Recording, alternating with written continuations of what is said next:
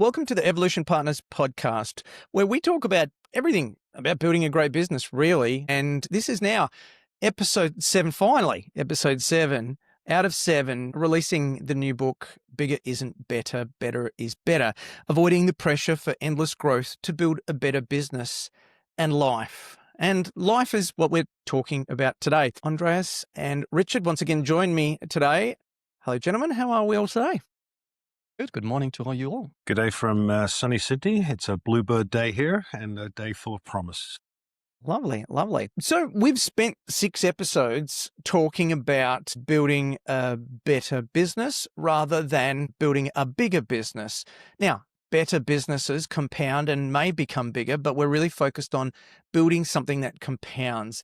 And then when we do that through understanding the challenge that we face, better team, better customers, better offering, better financials, it enables us to build a better life by design. And that's obviously, again, what we're talking about today. So if you had to choose one word that comes to mind when you think about this chapter, this concept, what we're talking about today, what comes to mind? Richard, I'll start with you. The word is choices in life.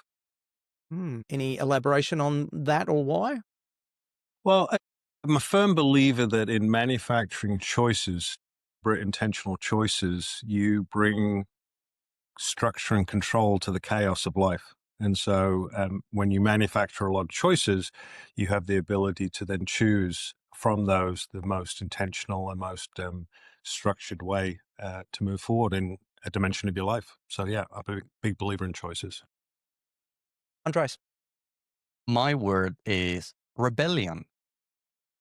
Because designing a life around purpose, intention, it basically is rebelling against what we're being taught, perhaps, about grow bigger and sacrifice more and do more.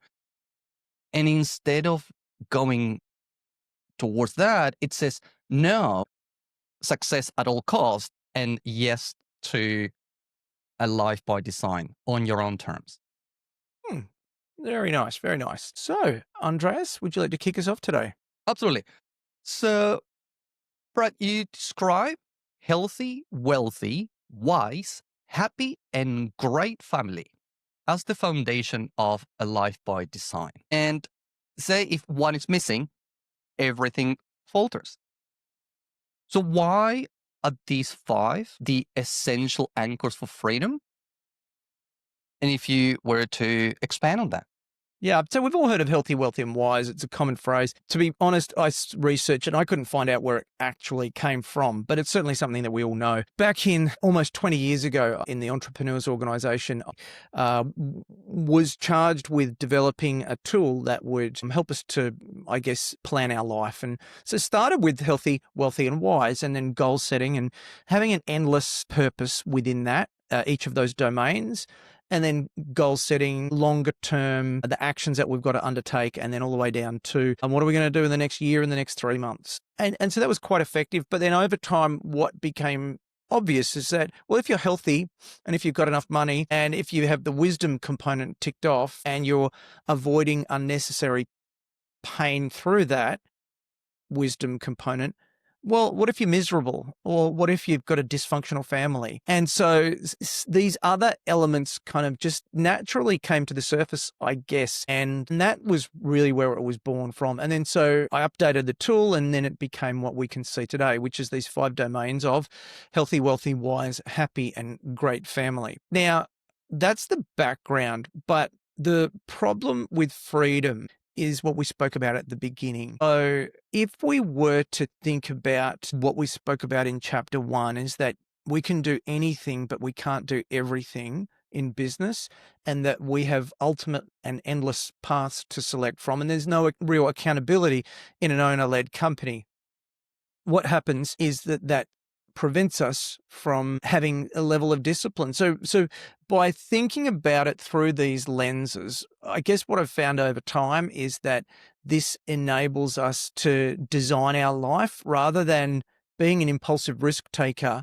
As we've discussed through the other components of the book, equally in this designing our life in this manner. So yeah, constraining it and developing it in that manner. I think that's a perfect segue into something I heard yesterday. When I was in a meeting with a bunch of founders and owners of businesses, there was about 10 of us sitting around in a session, and there was a lot of discussion. And then there was this moment that I think is interesting in that it encompasses a lot of what we're going to talk about today. And so a very talented thinker and doer, researcher said, how you live your life is how you die. And on one superficial level, you sort of go immediately to the thought of morbidity and all of these things. But what it actually did for me was I sort of sat back and reflected on that for a few minutes before I said anything. And what it came back to me was that we're not trying to live necessarily longer. We're trying to live better. We're trying to have a better life. And I think that's kind of central to this first part of this chapter, is that I think the proposition is it's not how long you live, but how well you live. Because if you live well, then you hopefully, not to sound morbid, but you die well. Yeah. And so I think this is a mindset shift. So I guess that's the question, is why is that such a powerful way to think of life, health span over lifespan, Brad? Yeah. So I guess we need to define these phrases. And I guess it's quite personal for me at this point. You both know my sister passed away a few months ago. I think,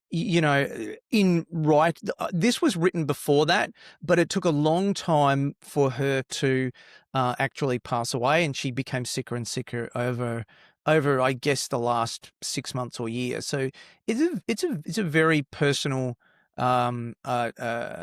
topic and point of reflection. And so I think that to define health span and lifespan in the context, so it's from this concept of medicine 3, and medicine 3 is probably most popularized by people like Peter Attia and Andrew Huberman, people like that, who are, I guess, famous in the space in promoting these concepts. And that really, in the most simplest form, says that medicine 2 is reactive, and when you get sick, you go to the doctor and then they will endeavor to make you better. Whereas medicine 3 is more proactive. And medicine 3 is a lot more saying, well, if you do certain things, eat well, sleep well, exercise at certain areas across your life, and you stick to a broad set of guidelines, rather than getting into a little bit of older age, let's say middle age, and then starting this gradual and slow decline downwards. Moreover, you live healthier for longer, and then it's a lot more of a sharper drop. So whilst it's conceptual and there's no specific numbers, what you can kind of see roughly on as a chart, again, is that at about middle age, people begin to gradually decline. Their quality of life declines over time. They get sorer and older and less mobile, and more health issues arise, as opposed to the latter, where they kind of get to the let's say their 70s or 80s or 90s, still in a very active and fit and healthy state, and then let's say a very sharp decline. So that defines the health span and lifespan. Now, if we live our lives pursuing bigger, and I assume that most of the listeners have either done it or seen people who've done it, it's not necessarily the best recipe for a long and healthy life. If you are, let's just say, pursuing growth for growth's sake and sacrificing everything along the way. Healthy is the first section, and yeah, really what we want to do is endeavor to do as much as we can or should that is relative to our situation to maintain a healthy body. Yeah, I think it's interesting, though, because health is probably multidimensional as well. Excuse me, in the sense that the first thing I think about in the context of health and extending our lifespan through having a healthy life is this idea of physicality. And you mentioned it, the balance of sort of exercise and nutrition and rest. But I think there's I don't think there's a one-off choices. And I think there's something about getting the balance right there. So in the book, you talk about this idea about practicality of building that balance. And maybe you wanted to expand on that, because I think it's important when we get into the next component of health to have this foundation of physicality.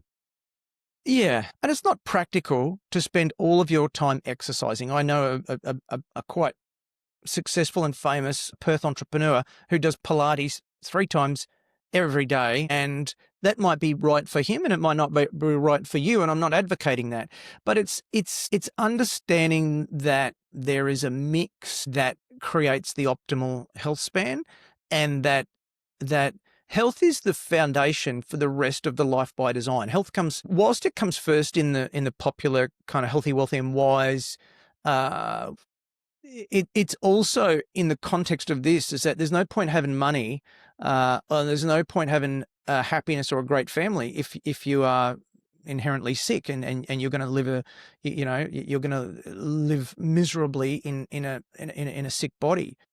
So I think that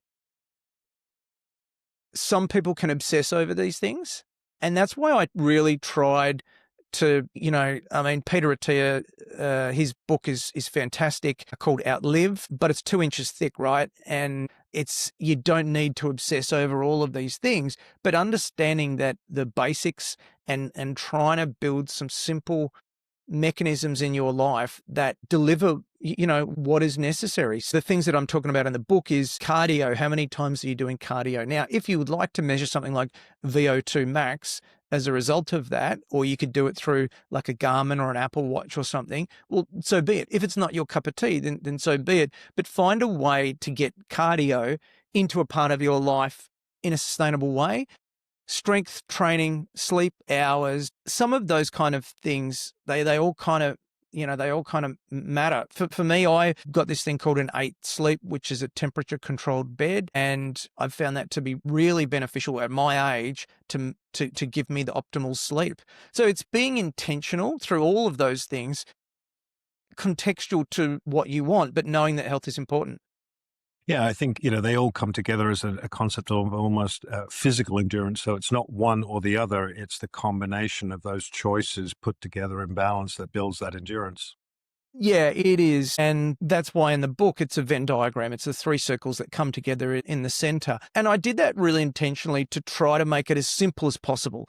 Eat well, sleep well, exercise. At the center of that Venn diagram is endurance, and endurance connected quite clearly to health span. But it's your story as the listener. It's your story to figure out, okay, well, if that's what builds health span, a better and longer life, how do I make that story work for me?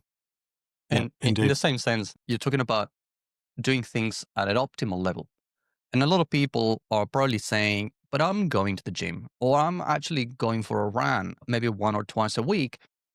What I've found super interesting and probably a life changer moment was when I was introduced by you, Brad, when you introduced us to Paloma, who you also interviewed in your podcast, about a genetic test that actually brings the optimal exercise or the optimal diet, for lack of a better word, that works for you. Yeah. Because around that, it's all around this health span that we've been talking about, how you can live better, longer, but also adapt it to your needs, your specific needs. Yeah. And I remember the thematic goal was around endurance, as you've been saying.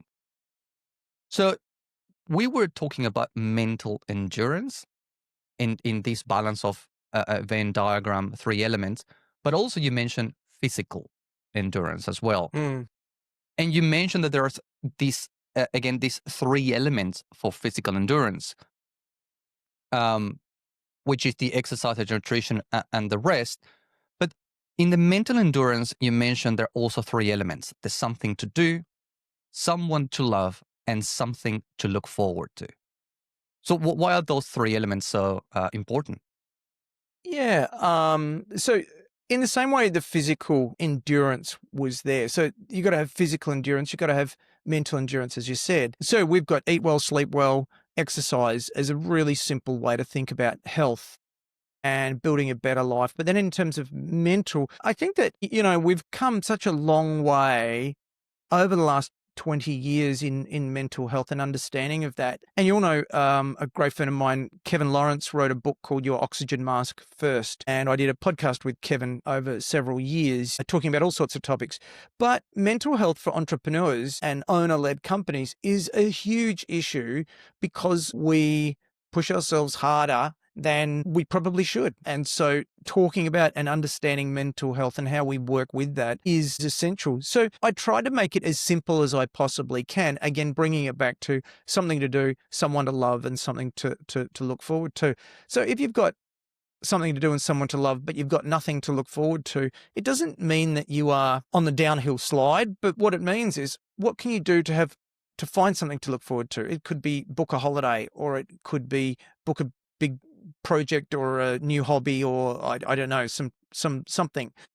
But just trying to find ways around that. And I really drew in this chapter as well from Dr. Viktor Frankl, who wrote a book called Man's Search for Meaning. Just how, that book was written quite a long time ago, but it's just so relevant as an enduring piece of understanding what motivates people and how the wrong actions at the wrong times can lead us basically into a type of a doom loop in it, whilst it's not documented. So we need to work quite hard to endure around mental health and mental resilience and endurance. And I guess it also makes me think about the people that I've known who've sold their business. So if I've worked with a client who's sold their business, it kind of it triggers something in me to say to them, we've got to look at their mental health. We've got to make sure that we manage that, because they've just lost a huge definition of who they are, or the way that they define who they are, and a sense of purpose.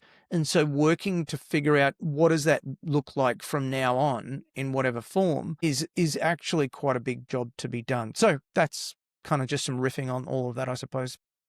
That's good. And I think we covered a lot of healthy. Richard, from your point of view? I was thinking about those answers and those riffs that were coming out, and I think it is about this idea of sort of long-term resilience coupled with fulfillment. So that resonates highly with me, but it then got me thinking about the next component of this Better Life by Design, which is we need some fuel for this. In the book, we talk about, or you talk about, Brad, this idea that it's the fuel, the wealth is a fuel, a system of fuel for funding, if you will, an intentional funding of your Better Life by Design. And it prompted me to think about something I've often said when I'm doing sort of coaching and mentoring is people will be talking about where they want to go. And I always sort of try to get them to think about what's the number. And the first superficial answer is bigger, right? I need more revenue, or and I said, no. I didn't mean necessarily just constrained to your business. I'm talking about the number in the context of wealth. And maybe you could expand on that, because you spent quite a bit of time in the book thinking about this and exploring this idea. But why is it so important that we know what that number is, and what do we mean, I guess, by that number? Over to you. Yeah. So we're building a better life through healthy. And we've addressed that. We want endurance, and you only got one body, you got to look after it. But then as we move into wealthy, it makes me think about an artist was interviewed, and he was talking about Jeff Bezos, and he said, don't you wish that, you could have some of the things that he's got? He's got, a fantastic life. He's got a jet. He's got all of these things. And he says, yeah, but I'll have one thing that he will never have, and that's enough. So he was saying, I have enough. And Jeff Bezos, and it is anecdotal, some people will never have enough, and that endless pursuit will consume them, and it will take away from other components of their life. It doesn't mean that this number needs to be small by any means. It means that you've got to understand from a wealth perspective, what are you looking for? And I was talking to a person I know the other day, and he was very, very clear about it. And he said, I want $2 million per annum of passive income. And he was doing a lot of things to be able to position around that. Now, that's not the right number for you, but that's the number that he has determined is right for him. And from a wealth perspective, he's doing everything toward that. And so that's great. It means that it can fuel the other parts of your life. Now, it doesn't need to be passive income. But it should be about financial freedom. A great friend of ours is Greg Crabtree. Now, Greg Crabtree has this fantastic saying, which is your business is like a cow. Now, you can get milk every day, or you can have one barbecue, but you can't have both. Now, I like that, because when you've had the barbecue, is that enough to feed you, and for how long, and then what do you do? So we speak a lot in our businesses and with our teams that we work with about return on invested capital and how much is the business producing, and if you took money out of the business, what's it going to return, and how much effort is that going to take? And oftentimes the business, one of the best reasons to keep a business is actually because the return that you're getting from that money is so much higher than you could get anywhere else from the cash that's within the business. So we want to have that number, because otherwise we're just guessing. And we can, like the other components of the book, it's not that we necessarily need to stop when we get that number, but we've got to know what we're working toward and where to channel our effort. And I'll use that kind of that phrase that's often used, financial freedom, but we want to know where we're heading towards. Yeah, this makes me reflect on what we discussed last week. Last week, we were talking about better financials and this concept of the thirds framework. A third of the money reinvesting in the business, a third to your lifestyle, and this is what is your number for your lifestyle, and a third in external assets.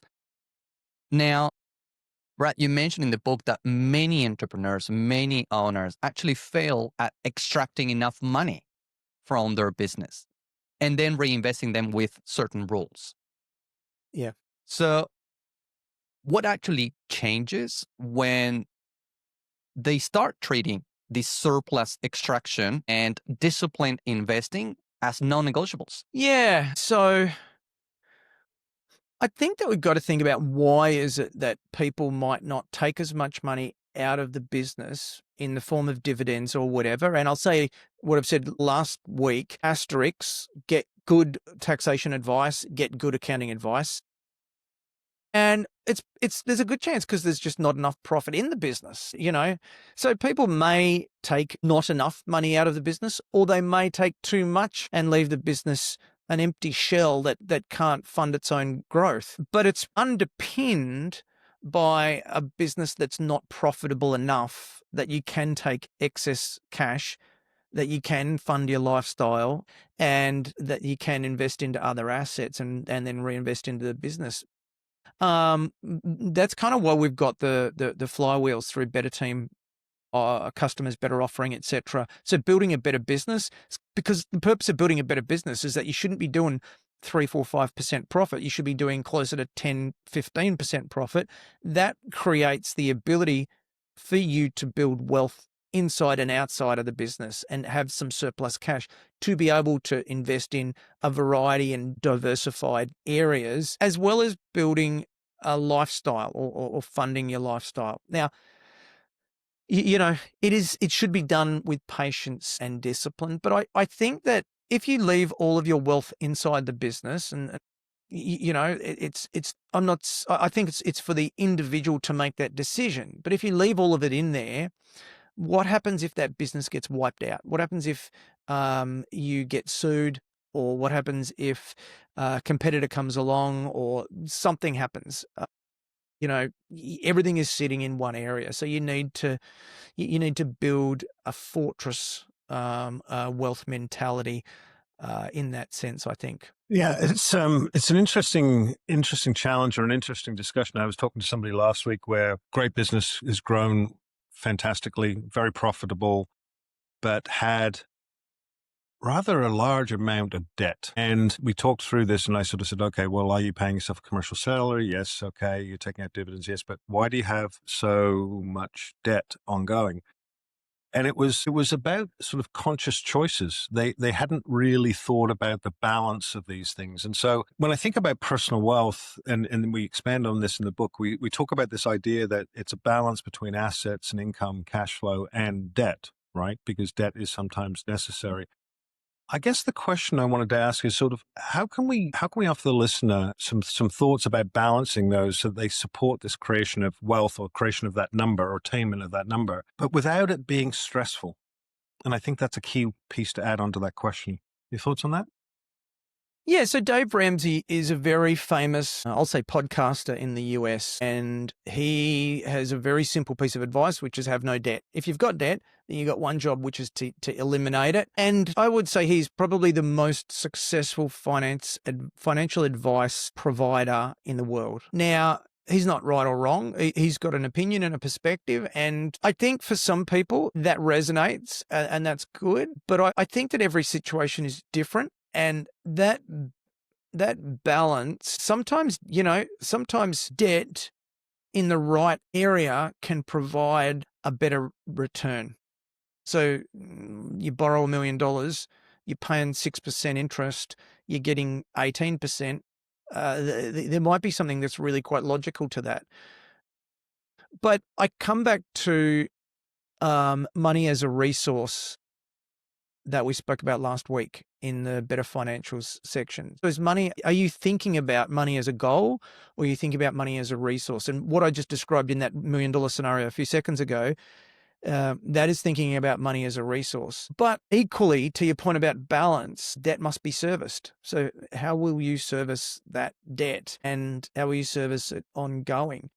And what is the right amount of cash flow that is sustainable over time? And speculating on stocks or speculating on investments that might work out as if you're kind of rolling the dice may not be the optimal outcome. So I think it is a little bit about stage of life. People in different stages may want to pay down debt. In some areas they may be using it, but I think that working towards a strong business with very strong financial liquidity that we've spoken about before, so very strong cash buffers, A, and then B, building wealth outside of that, and then managing your debt to an appropriate level. Rich, do you think that answers the question? Yeah, I think so. I think the key is that it's a series of intentional decisions, right? Yeah. And you're right, there's life stage, there's business stage, but I think what we're trying to get at here is it's a sense of intentional decisions that achieve a balance you're comfortable with as an owner. And I think if that is the feeling you have, comfort versus stress, then you've done some really important thinking there. And I think that's what we're encouraging in this discussion around wealth. It's purposeful thinking about how do we build the fuel for our lives, right? Yeah, yeah. And so to translate that, how it occurs in the book is, so what is the cash flow that you want in 3 years? What is the debt that you want in 3 years? What is the asset value that you want in 3 years that is, I'd say, conservative? And what is the income that you want in 3 years? Having that balance across those areas means that you can then have a much more intentional approach to wealth. So we covered healthy, we covered wealthy, and now getting into how do we become wiser, as you guys mentioned intentionally. I'm thinking of the owner, the leaders who are there, who are these curious achievers. And sometimes we have conversations with them when they say, well, look, I'm so busy and I'm doing all of these things, but I have so much experience that I'm learning through just experience. Isn't that learning enough? Brad, you mentioned in your book that probably believing that is the most expensive way to gain wisdom. Would you like to elaborate on that, please? Well, you can learn through your mistakes, or you can learn through other people's mistakes. Bill Gates said that success is a lousy teacher. The reason that we should learn, the reason that we should endeavor to become wiser is so that we can make better decisions in the future. And so if you were to, read a book about a topic, whatever that topic is, or attend a course about a topic, the intent is that whatever that topic is about, it will help you to understand it, help you to make better decisions about that and be better informed about that in the future, rather than having to go through all of the pain and lessons that author went through in order to write that book. And so, quite simply, it's the easy way or the hard way. The hard way is, well, I'm not going to actually go out and curate my own learning. I'm going to do it the hard and slow and painful way instead. And I'm going to go and, rather than learning about cash flow, I'm going to go through a cash flow crisis and put everything at risk so that I can see what happens. And then when I've done that, I will have learned that lesson. It's illogical and it's silly, but that's what people can often do. So instead thinking, how can I make learning a curated part of my life by design in such a way that it matches the style of learning that I have? Yeah, it's such an interesting discussion because one of my personal values is curiosity. And I chose that a long time ago because it positions, and this was reinforced again by a conversation I referenced earlier, but somebody else I was talking to yesterday talked about the idea that they approach life as a novice rather than an expert. And by doing that, they assume that they're a novice, even with all of the experiences they had, all of the skills they've achieved. They continue to view their life in their business as starting as a novice. So they have more to learn than they've accumulated in 30, 40 years before them. And I thought that was really good because it spoke to this value of curiosity. I think there's a couple of other things, and you pick up on this in the book where, again, back in sort of a Venn diagram design, you talk about curated learning. We've talked about that, and curiosity.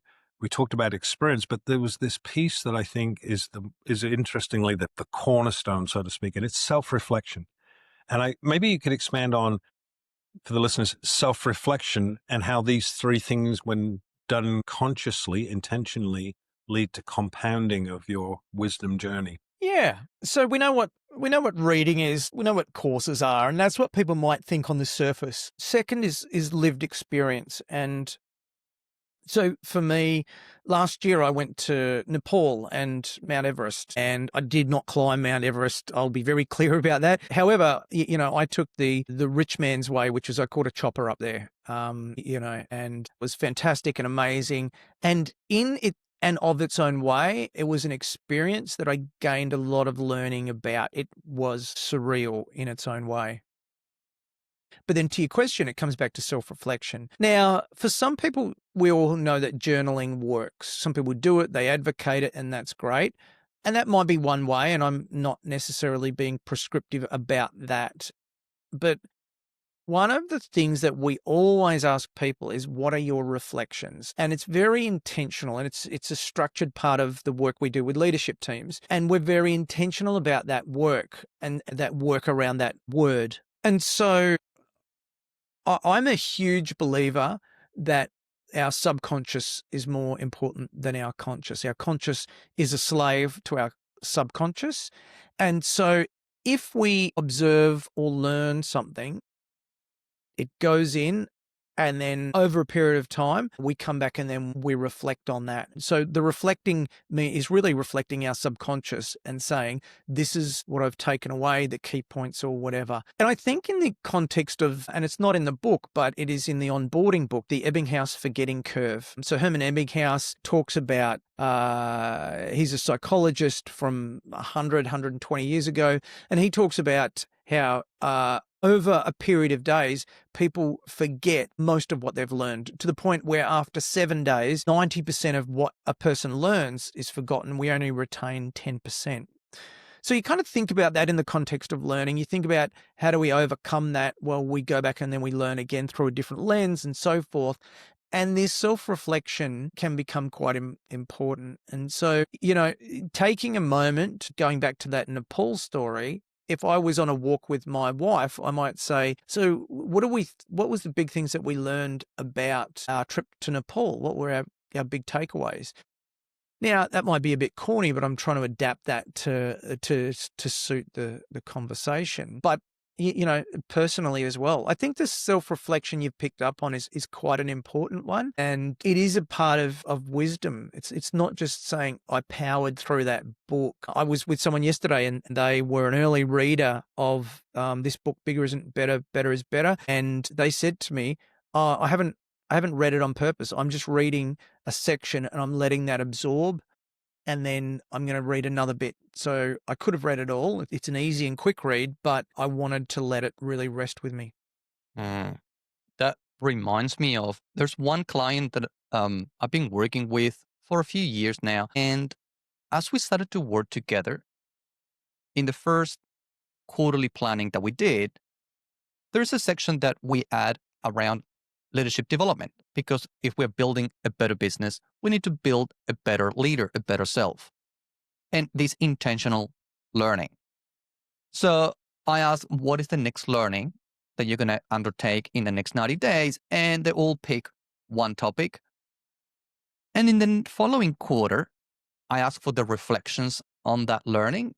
And I asked the follow-up question, so what is the new learning? And some of them was like, oh, are we going to do this again? Do we need to keep on reading? So, and that's why you mentioned, Brad, that actually wisdom doesn't happen by accident. It just doesn't happen overnight, but it needs space. It needs rhythm. It needs discipline, as we've been describing so far. So what are the biggest barriers you think, Brad, that actually stop leaders from learning or gaining wisdom, and how they could perhaps overcome them? I think it's first of all ego, and there's a slide that we share with the teams that we work with, and it's Michelangelo at the age of 87, and he's quoted as saying, "I am still learning." So if Michelangelo can still be learning at 87, is it possible that you could still be learning at your age? Okay, but ego says, I am proficient in what I do. I don't need to learn anything more.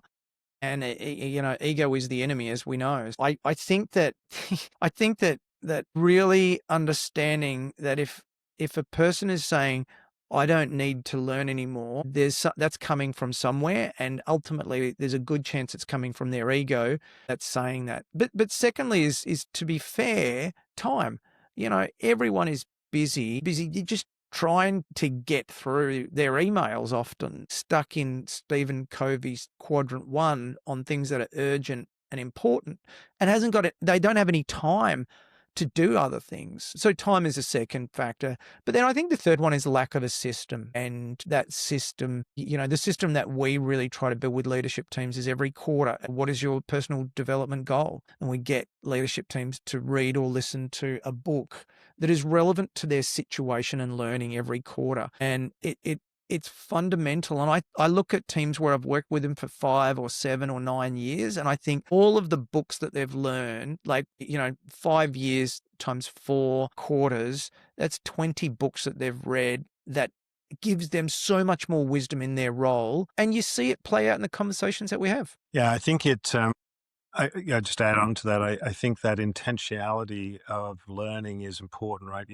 When we do planning sessions and workshops with our clients, we're often talking about the priorities of the business in the next 90 days.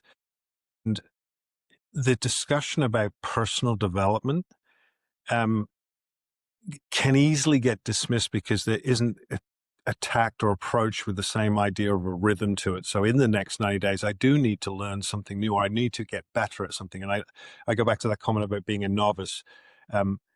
Just when we think we might have got something, reading something different on the same topic or from a different author or a new version of a book, it reminds us that this wisdom is cumulative, but it has to be intentional. It has to be prioritized. But I sort of reflect on that, and as I start to think about the other sections of the book, and we're going to probably move into the section around happiness.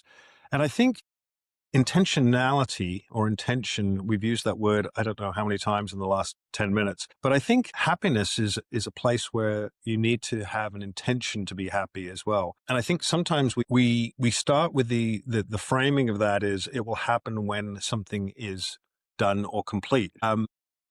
I think that is one of the biggest challenges for our listeners and for the people we work with, is that often they'll convey a moment of happiness by achieving a revenue number or a sale or acquisition, or something happens.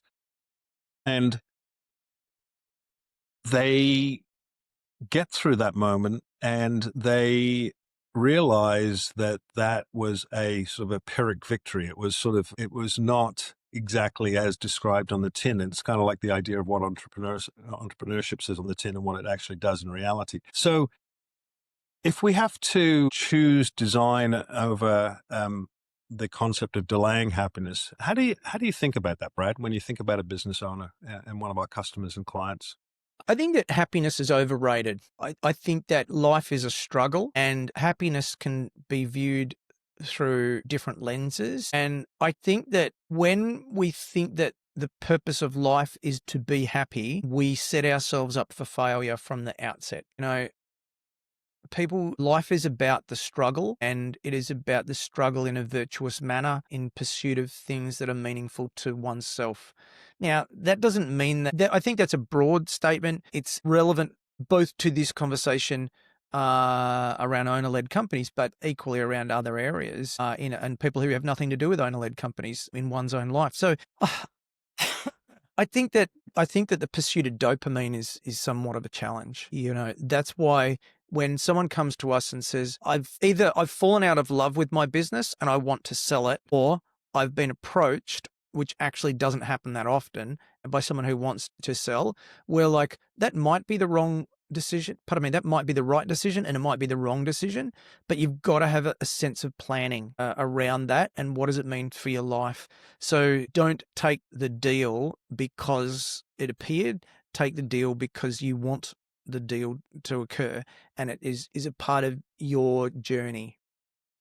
And I was on the phone with an owner on the weekend, had a long conversation. He had a great sense of purpose in his life and decided to sell his business because he thought that's what you meant to. And now a little bit down the track, I would say a year or two down the track, he's ended up divorced, and he'd been with his wife for 25 years or so. Now he's divorced, and he said it just unraveled because then I didn't have a sense of purpose. I didn't really know what I was doing. Like we put the money in investments, but then I've noticed that the money starts to disappear when you haven't got income. And so it just, there's a great quote at the beginning of this chapter by Stephen Covey where he says, many people climb the ladder of success only to find out it was put up against the wrong wall when they get there. And so, yeah, I think happiness is about joy. And also you bring this idea of happiness linked to fulfillment. And you mentioned that this concept of happiness is living in this intersection between purpose, moderation, and virtue. So would you like to expand a bit more on how these three actually create this life of fulfillment? Yeah. So I tried to make it simple. Happiness is a ephemeral concept, I think. I think that happiness is something where you can pursue it, not really know where you're going without an end goal, and then try to figure it out along the way. And it's it can be really challenging for many people. And so thinking about a Venn diagram and what is at the intersection of that again, well, we think about purpose. Is there purpose in your life? So in the context of a business, we would say, what is your core purpose? It might be that, but it might be something else. But is there a sense of purpose is probably a better way to put it rather than a single core purpose. And do you live with moderation? And the ability to live with moderation means I understand that I could do anything, but this is what I choose to do. I understand that it is for example, I understand that I could drink all of the alcohol in the world or eat all of the sugar, but I choose to not do it. Then applying that to other components of one's life, if that makes sense in the areas that come to mind. And then living with virtue or with character. And so you think about, what does that mean? Well, do you have principles or values or purpose? And what is the things that you find unacceptable to yourself? Bringing those together, living with purpose, living with moderation, and then, once again, bringing that together. Yeah, it brings to mind the phrase, just because you can or could doesn't mean you should. And it's finding that balance in that concept of moderation, right? There's rhythms and cycles to this, right? That have to be observed and you have to be aware of. It provides an interesting setup though, also for and this is where the listeners get to hear me pronounce two words, one of which I can probably say, and one of them I'm going to mess up. And the team on the call knows exactly what's about to happen here. So I'm going to start with the easy version. So one of the things that you do when you send an email to our clients and to us is you talk about thriving and flourishing. And I always thought when I first saw it, why those choices? And in the book, you talk about this idea about hedonia and a concept called eudaimonia. And this idea that one is about short-term bursts of dopamine and satisfaction and almost hedonism, the pursuit of joy in the moment, versus this long-term life of thriving and flourishing. And I wondered, did you choose to talk about this because of a specific perspective or specific way of looking at the world? And did it start with how you close your emails? It's a different way of asking the question. I think it's good to live with intent. I think it's an intent connected to happiness. Happiness is such a broad word that means so many things to different people. But within that, I think that, yeah, you're right. Hedonia, this is from Greek philosophy, these two phrases. And now I'm going to trip up over the second word, eudaimonia.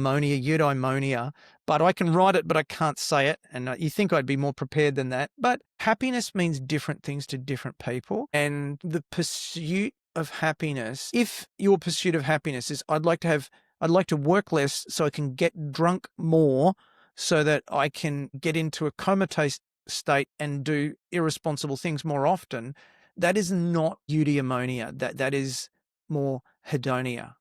Okay. And those without purpose, perhaps younger adults, are more likely to not have purpose and maturity and perhaps developed virtuousness, and perhaps be more likely to be on the spectrum of hedonia.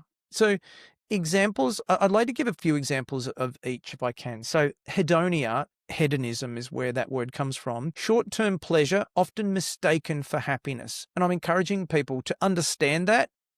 And examples are pleasure seeking, short-term gratification. It's focused on emotions and it's about avoiding discomfort. So if you don't have a sense of purpose and you're a young adult, you may think that going and getting blind drunk will be a great answer to that. And it's often done through passive consumption. Then on the other hand, we've got the second lens, which is eudaimonia, a meaningful life built through virtue and purpose.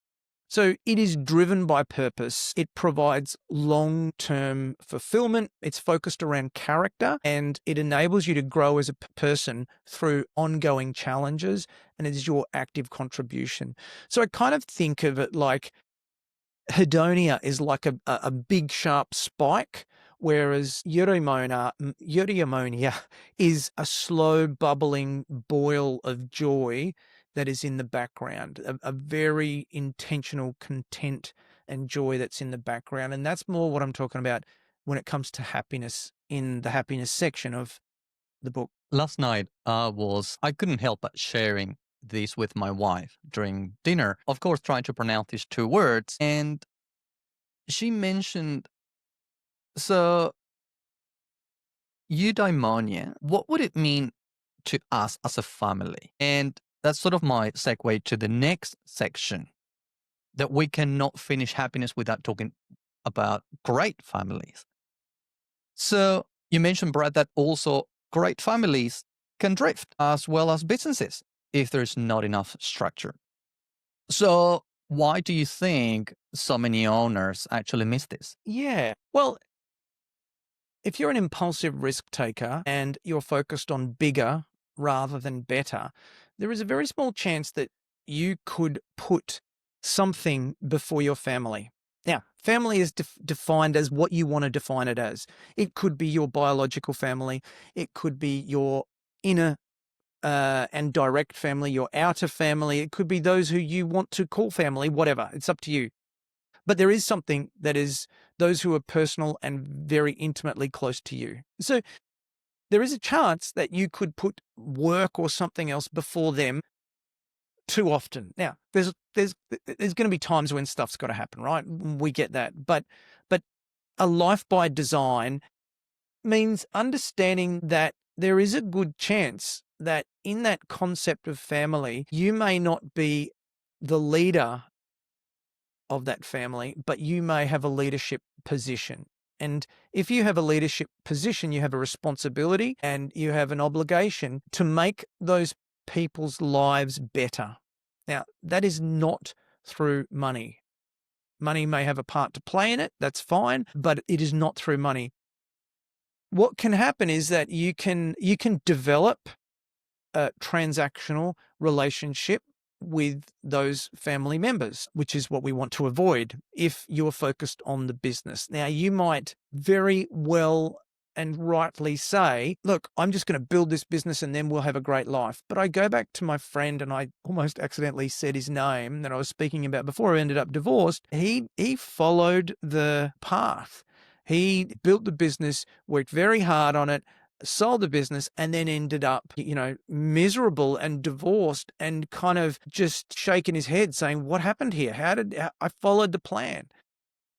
So we don't want families to become transactional. We want to be intentional and think about planning the kind of great family where we make a meaningful contribution as an architect to make everyone's life more fulfilling. It doesn't mean that everyone in your family needs to go to become an entrepreneur, but they do need to enjoy the benefits of your intentional design.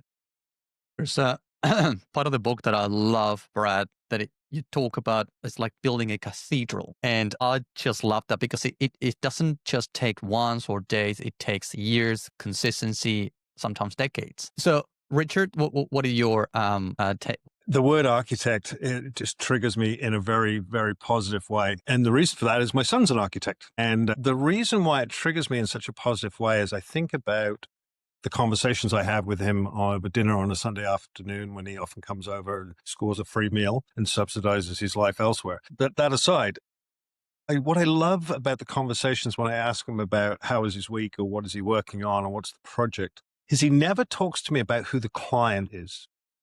He always talks to me about what he's trying to build. It's informed by spending time living with the people he's designing for and then trying to think about how he creates the best built environment, the best designed environment, so they can be their very best. And their very best is in a whole bunch of different dimensions.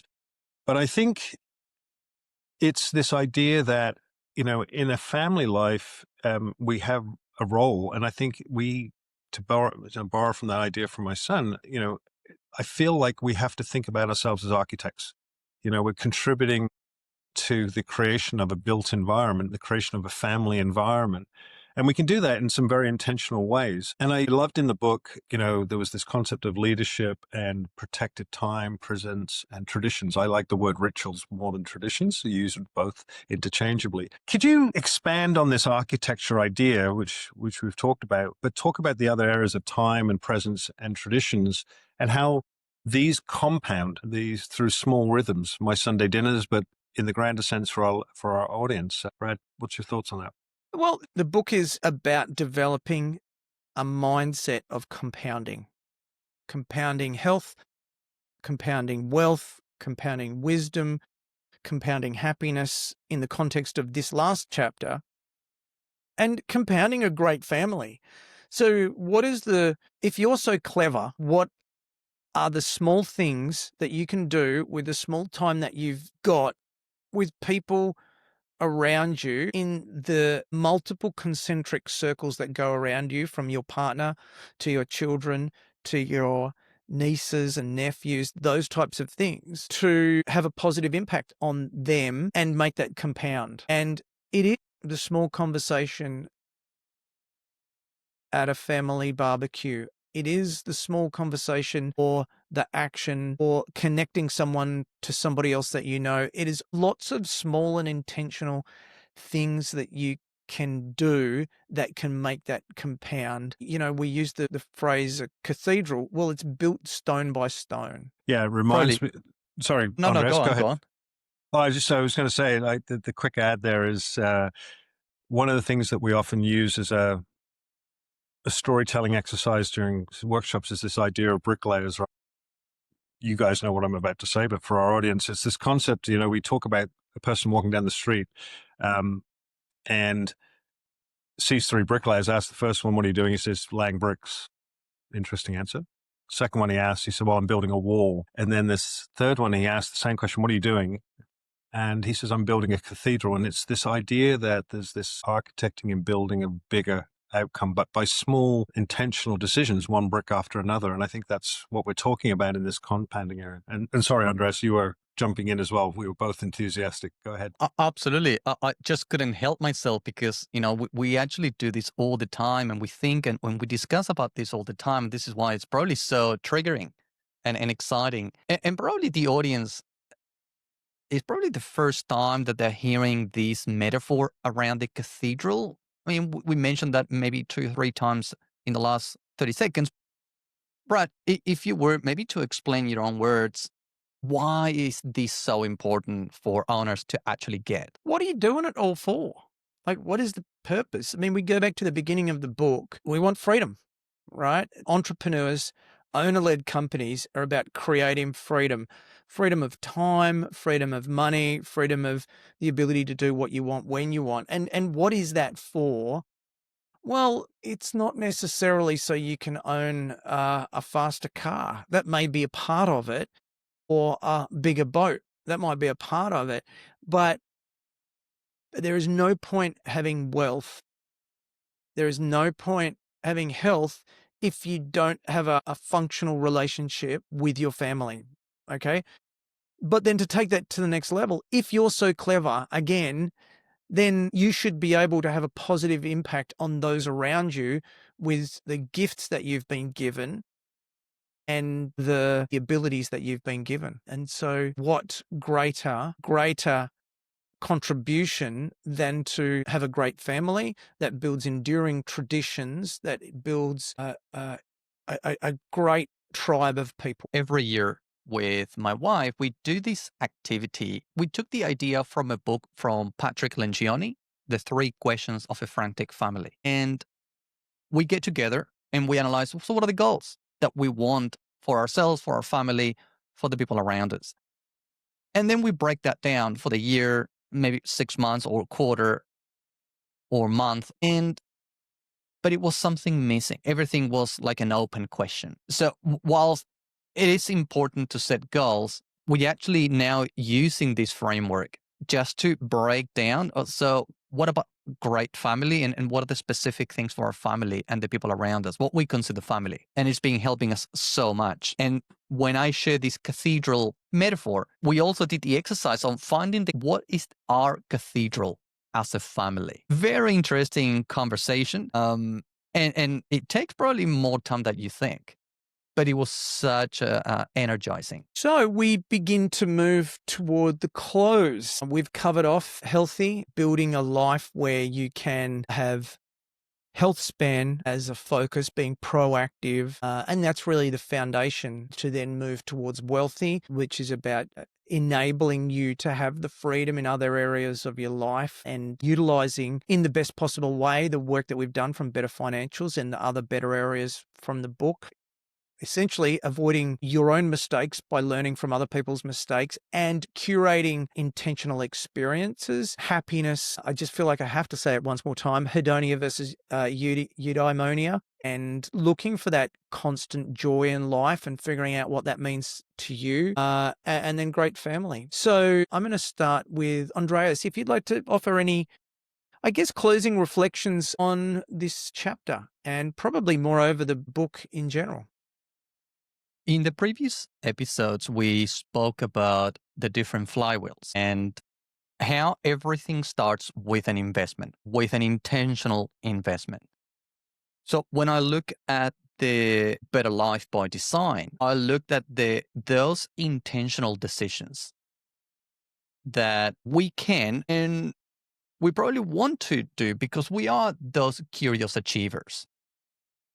So every time that I reflect on this chapter, I look for what's a better way, what's a different way that I can be a better person, a better dad, a better professional, learn a bit more, or that pursuit of fulfillment, right?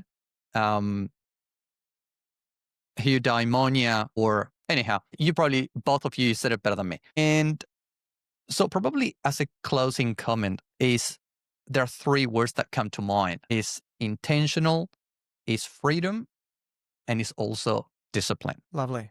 Thank you. Rich? Yeah, it's bittersweet this moment. I've enjoyed the journey, and hopefully the listeners have too, as we've gone through the chapters. For me, something that's guided me has always been this idea that, we can make a choice to be better tomorrow than we were today.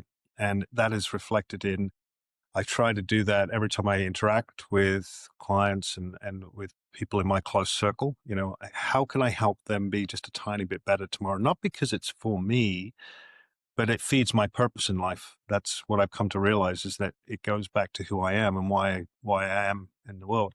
And so what I love about where we've got to over the course of the chapters and the episodes is that we've offered a framework to bring some structure and consistency, some intentionality to how do you get better in many dimensions of your business, and how do you get better ultimately in your life. And maybe to finish on this point, I opened it with this quote from meeting last night, which was, I'd like to think that if we do all of these things intentionally, when we die, it will be a reflection of how well we've lived our lives. So we will have had this moment where we have flourished and thrived by conscious, intentional decisions to compound all aspects of our life and hopefully have that better life by design. Well, thank you. And I guess for me, thank you for joining us on this 7-part series. Internally, we've described this book as a love letter to you, love letter to our clients, to the people who are in owner-led companies. And I hope after listening to these or watching these 7 episodes that you can see why we're saying that. It's really written from the blood, sweat and tears of observations of 25 years in the entrepreneurial world. And I hope that it's given you a bit of an insight and an inspiration into building a better business and a better life. So with that, thank you for joining us, and we resume our regular scheduled programming next week, but I hope that you've gained some good value from this episode. Well, I hope that you enjoyed the episode. Please be sure to like and to subscribe for future episodes. And of course, this is part of the 7-part series releasing my new book, Bigger Isn't Better, Better is Better. Be sure to join in next week for the next episode.